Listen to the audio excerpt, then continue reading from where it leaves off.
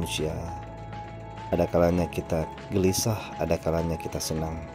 Maka ketika kita gelisah, kebanyakan kita pergi piknik, pergi refreshing, pergi healing, pergi traveling untuk bisa menghilangkan kesusahan, untuk bisa menghilangkan kegelisahan itu. Maka hal yang demikian dibolehkan di dalam agama sebelum di dalamnya terdapat hal-hal yang diharamkan. Karena Allah Subhanahu wa taala telah menjelaskan di dalam firman-Nya, qad halat min qablikum sunanun fasiru fil ardi fanduru kaifa aqibatul mukazzibin.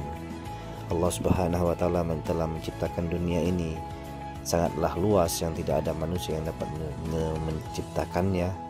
Namun kemudian Allah menyuruh kita untuk merasakan, melihat keindahan hasil ciptaan Allah Subhanahu wa taala. Karena dengan melihatnya akan menambahkan kekuatan iman kita kepada Allah Subhanahu wa taala. Juga akan menjadikan dalil kita untuk menambah kekuatan iman kita kepada Allah Subhanahu wa taala. Di mana disebutkan di dalam kitab Matan Jauharah dalam sebuah bait, yaitu fandur ila nafsika summan taqili lil alami ulwi summa sufli tajid biha sud'an badi'al hikami lakin biha kama dalilul adami. Apabila ada nantinya seseorang bertanya kepadamu bagaimana kekuatan Allah Subhanahu wa taala, maka perintahkan kepadanya, suruh kepada dia lihat kepada dirinya sendiri.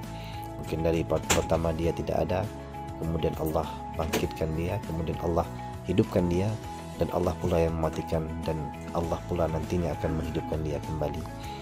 Maka ketika itu lihatlah di sekelilingnya, lihatlah di sekeliling kita bagaimana Allah Subhanahu wa taala menciptakan langit tanpa tiangnya, bagaimana Allah Subhanahu wa taala menciptakan gunung-gunung berdiri tegak di bumi ini, dan bagaimana Allah mengatur dan menata bumi ini sedemikian rupa sehingga ketika kita pergi healing ataupun traveling, kita dapat merasakan keindahan yang sangat luar biasa daripada alam ciptaan Allah Subhanahu wa taala ini, yang bisa membangkitkan kekuatan iman kita kepada Allah Subhanahu wa taala.